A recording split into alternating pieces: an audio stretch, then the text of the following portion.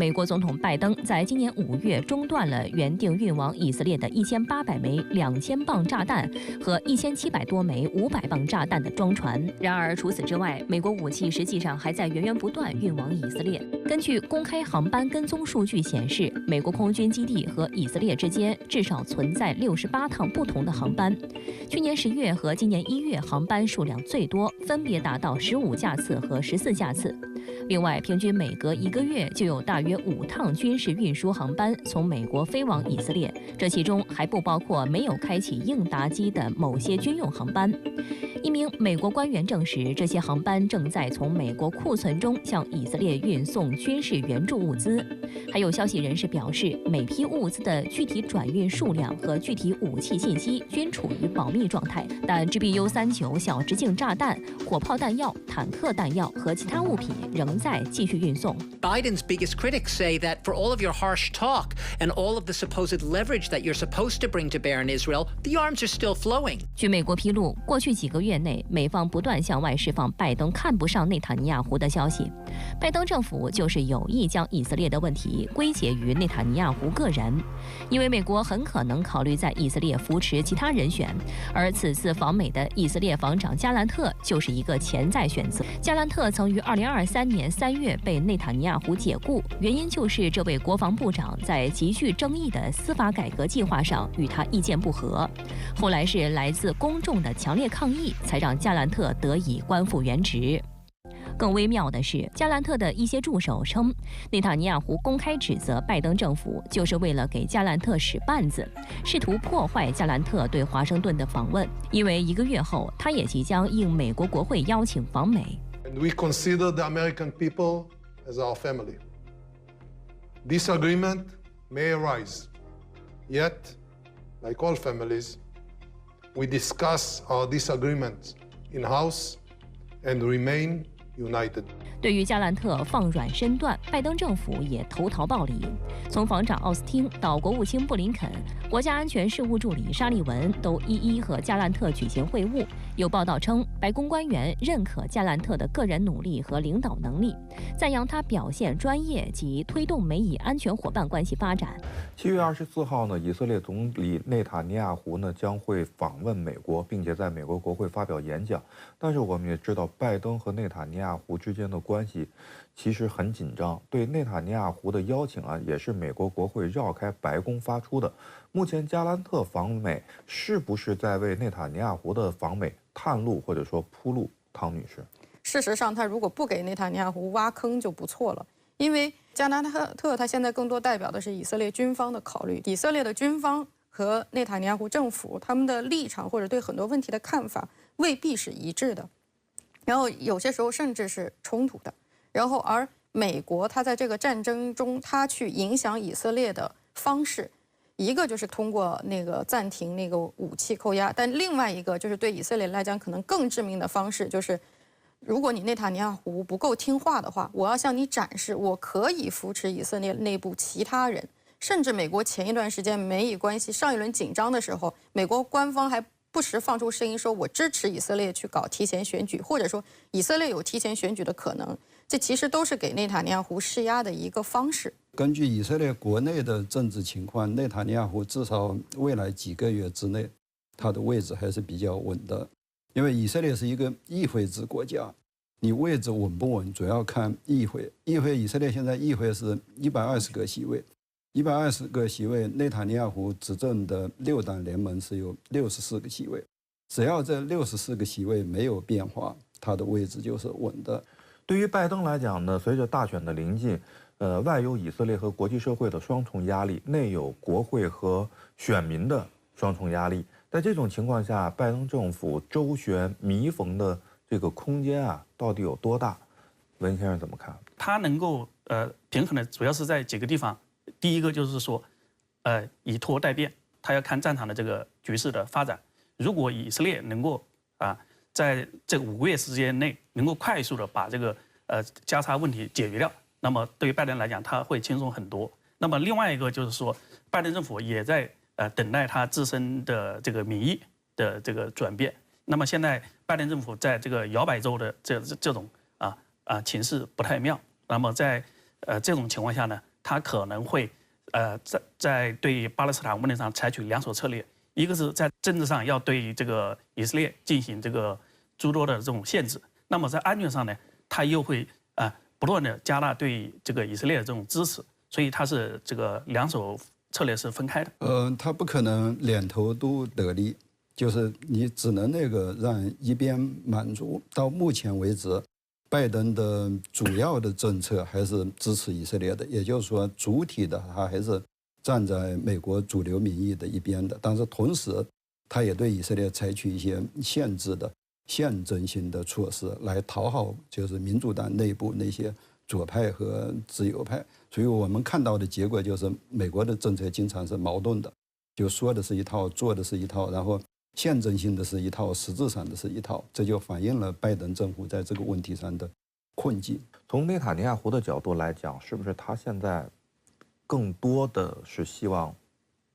特朗普能够上台，甚至在某种程度上，他是不是在压住特朗普上台？内塔尼亚胡说他希望谁上台的话，我觉得毫无疑问肯定是特朗普。在上一个特朗普任期之内，其实特朗普给以色列是免费送了很多大礼包，包括把美国驻以色列使馆搬到耶路撒冷，包括承认以色列对戈兰高地的主权。但是我现在认为，内塔尼亚胡可能也不敢说真的就是说完全根据美国大选的时间表，或者他去等待特朗普上台。因为我们看到这一轮里头，中东绝大部分的事情并不是以美国的意志为走向的。我们看到就是说，不管是那个哈马斯袭击加沙，还是后来胡塞武装这个去干扰红海的航运，还是那些亲伊朗的民兵，然后对美国进行袭击，美国其实都是他要被迫去进行反应，他也是被动的。然后在这种情况下，然后形势瞬息万变，你还要去等待一个5个月之后，然后才有结果的选举，我觉得这个风险太大了。日前，也门胡塞武装声称在红海袭击美军艾森豪威尔号航母，并成功达成目标。美方随后否认航母遭袭受损，但同时表示，艾森豪威尔号航母当天已撤离红海回国。实际上，5月以来，双方已多次就艾森豪威尔号航母是否遇袭扯皮。美联社援引美海军官员及专家的话称，当前美军与也门胡塞武装的攻防战已经变成自2战结束以来美国海军所面临的最激烈的海战。值得注意的是，艾森豪威尔号航母虽然离开，但接替它的罗斯福号航母仍将对胡塞武装保持强大压力，双方博弈并不会减弱或者中断，红海仍难以平静。在艾森豪威尔号航母离开之后，胡塞武装表现高调。近日，胡塞武装对外公布了此前袭击以色列船只 MSC Sarah V 号的视频画面，并表示完成这次袭击的是其自主制造的新型高超音速导弹哈蒂姆2。这是胡塞武装首次正式对外宣布拥有并使用了高超音速导弹。据胡塞武装透露，这款高超音速导弹速度高达8马赫，已经达到了高超音速武器5马赫的速度门槛。值得关注的是，该导弹使用的是固体燃料，这意味着其从准备到发射的反应时间非常短。此外，胡塞武装还明确指出，将在红海、阿拉伯海、亚丁湾和美国及其盟友的冲突中使用这款导弹。但外界也注意到，接替艾森豪威尔号航母的罗斯福号要到7月初才能抵达红海。在这个空档期，胡塞武装宣称已研发出技术十分复杂的高超音速导弹，不排除是虚张声势的战略手段。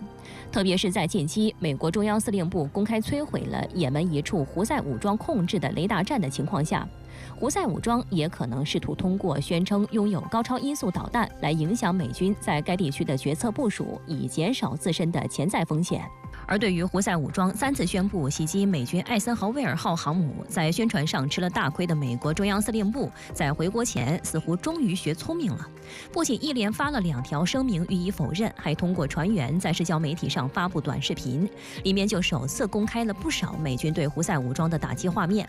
其实，按照美国国家利益杂志网站的说法，尽管胡塞武装不太可能拥有击沉尼米兹级或福特级航母的火力，但其导弹或无人机却有可能击中航母，完成攻击使命，进而赢得宣传上的胜利。While we're super trained and have done really well,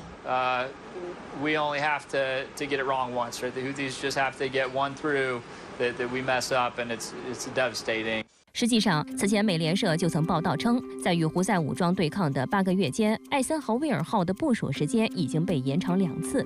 但在2战以来最激烈海战的压力下，舰上7000多名水兵只得到过1次短暂的休息，疲态尽显。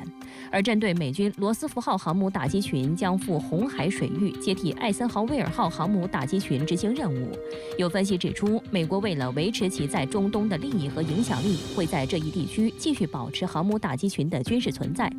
不过，目前美国海军在全球活动且处于部署状态的航母，算上还没返航的艾森豪威尔号，其实也只有4艘。此番五角大楼派遣正在西太平洋闲逛的罗斯福号接替艾森豪威尔号，实质上等同于拆东墙补西墙。另外，这轮8个月的红海经历也让五角大楼切身感受到，胡塞武装已经从使用突击步枪和皮卡车发展成了似乎有取之不尽、用之不竭的无人机、导弹和其他武器的武装组织。而行动中，他们往往使用多种反舰武器进行联合攻击，防御难度大大增强。The destroyer spends 6 out of 7 days in what we call the weapons engagement zone, the WEZ, where they can be hit with a variety of enemy weapons, whether it be UAVs, anti-ship cruise missiles, or anti-ship ballistic missiles. A ballistic missile could be fired at them with seconds of notice, for a few minutes of flight time, 10 seconds of detection, 10 seconds to figure out what you're going to do about it, and they're incredibly deadly. 那么，为什么美国还有欧洲一些国家纷纷入局红海，但是红海却越来越乱了呢？唐女士，简而言之，就是美国还有欧盟在现在投入的这个海军力量并不足，这个资源的投入并不足以阻止胡塞武装发动更多的袭击，因为我们知道胡塞武装它打的是一种典型的海上游击战，它用的很多攻击方式，不管是无人机也好，还是一些快速的这种舰艇也好，其实相对来讲是很廉价的。虽然也打了一些导弹，但是从导弹的绝对数量并不是很多。然后美国和欧盟他们也承认说，之前对胡塞武装的情报了解太少了。而且另外一个原因，我们看到就是从政治层面，胡塞武装一直说得非常清楚，加沙不停火，我就不停手。如果将来黎巴嫩和以色列真的爆发全面战争的话，胡塞武装可能还要以更大的力度去扰乱这个红海航运，然后来实现他的政治主张。艾森豪威尔号虽然走了，但是罗斯福号来了。那么对于美国海军和胡塞武装的下一步的较量也好，博弈也好，牛先生有什么样的预判？换句话说，美国海军和胡塞武装的这种你来我往的局面有没有可能被打破？可能性很小，这种局面会持续下去。因为第一呢，美军消灭不了胡塞武装；第二呢，胡塞武装也不可能把美军给赶走。对美军来说，要消灭胡塞武装，只有一个办法，就是必须出动大规模的地面部队到也门国内去打胡塞武装。如果说你仅仅是通过空袭，你是不可能彻底解决胡塞武装的。但是美军出动大规模作战部队到也门去打仗，这在美国是不可想象的。那么胡塞也把美军赶不走。刚才说胡塞老说他打了航母了，打了什么了？那么艾森豪威尔走了，罗斯福要来了吗？如果说你真的把美国航母吓跑了，美国不敢来了，那胡塞就获胜了。但是胡塞也没有这个实力，即便胡塞有更大的实力，他也不敢。就胡塞手里面还有更多的导弹，他为什么不一次就发射个100-200枚导弹来袭击航母呢？他也不敢。如果说他这样大规模升级的话，美英对他的空袭也会大规模的升级，他也不愿意看到这种状况。所以目前这种状况还会持续下去。另外呢，我们也注意到啊，近来俄罗斯方面指责美国，参与了陆军战术导弹对于克里米亚的攻击，并且表示俄方不排除向西方国家的敌对武装提供武器。那么这里的敌对国家是否会包含伊朗？文先生怎么看？它只是一种威胁，它实际上能做的是非常有限的为什么呢？因为现在这个乌克兰战场局势非常紧张前线的这个军事物资的消耗非常大。俄罗斯自身的这个武器工业都不足，还要从包括这些所谓的西方的敌对的这个行为体系当中，他甚至要去进口去购买这些武器在这种情况下呢，实际上他是没有更多的这个资源去对外输送的。那么最有可能的这个方式是俄罗斯向这些敌对的这个行为体啊，去提供这个军事技术这方面的援助，帮助这些伊朗啊，包括胡塞武装啊，去提升它的这个武器的这个性能啊，这个倒是有可能。中东一方面可以提供俄罗斯现在相对来讲比较少的这个国际空间，另外一方面就是沙特、阿联酋这些国家都没有参与这个西方对俄罗斯的这个制裁。那么从经济上来讲，中东也是俄罗斯非常重要的一个活水的来源，这是第一点。然后第二点，我们可以看到就是说，俄罗斯对中东的这个重视程度是在增加的，而中东也意识到自己的重要性对俄罗斯在增加，所以有时候可能阿联酋或者沙特，他在与俄罗斯打交道的过程中，他处于一个更舒适的位置了。另外一个就是关于把乌克兰冲突和中东乱局联动起来，我觉得俄罗斯是有这个意愿的。我觉得它主要的那个针对对象还是美国，就俄罗斯在利用这个中东乱局，然后去达到一种就是攻击或者批评美国的作用。以色列和黎巴嫩真主党的冲突正在升温，以色列会对黎巴嫩真主党发动一场全面战争吗？10月7号阿克萨洪水之后啊，实际上是真主党是这个介入进来了。那以色列早就说要对真主党进行这个大规模报复了。现在这个加沙的这个局势啊，特别是哈马斯已经被这个以色列打得差不多了。在这样一个形势下呢，他可以腾出手来对付真主党啊，趁着这一波这个地区局势的紧张。如果说这波局势这个平稳下来之后啊，以色列再去打的话，那么他可能就是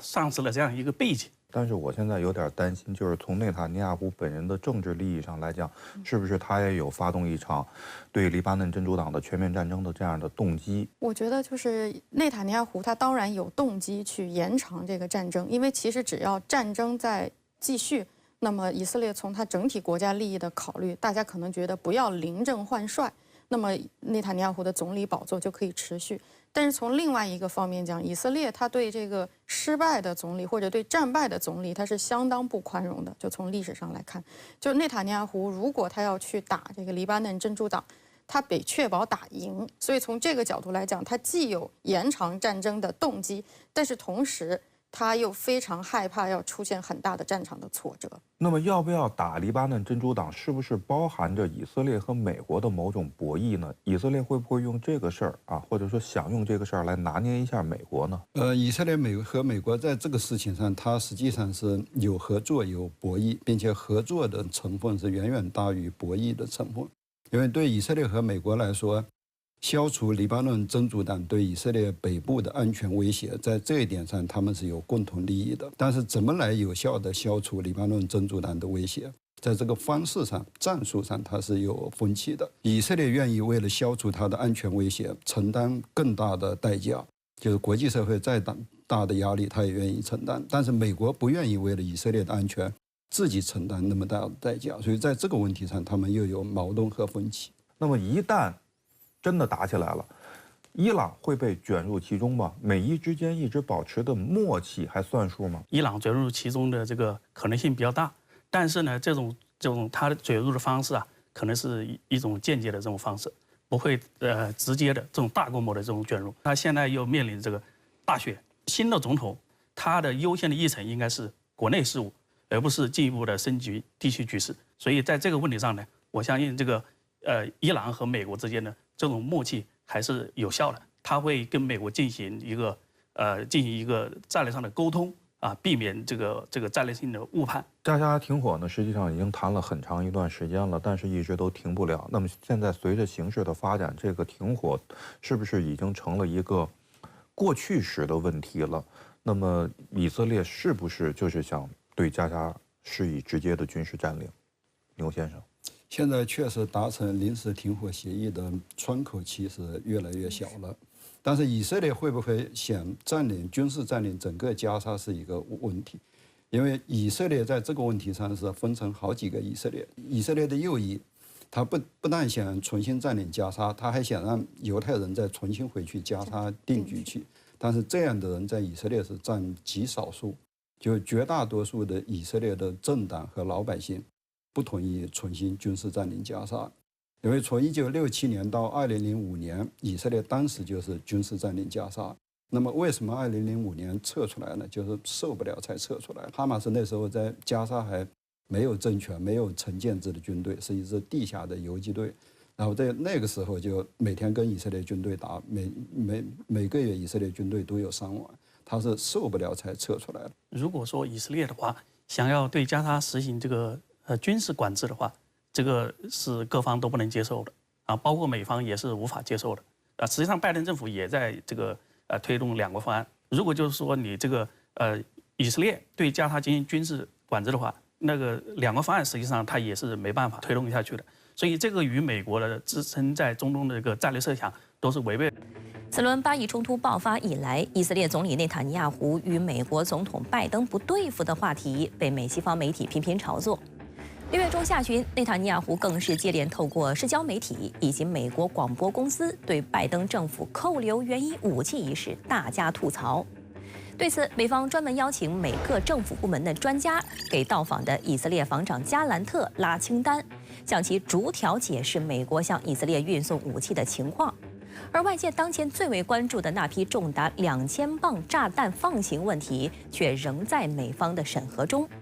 实际上，有美方官员爆料，正是内塔尼亚胡一向的咄咄逼人，还不惜撕破脸将矛盾公开化，才惹怒了拜登总统，不肯放行。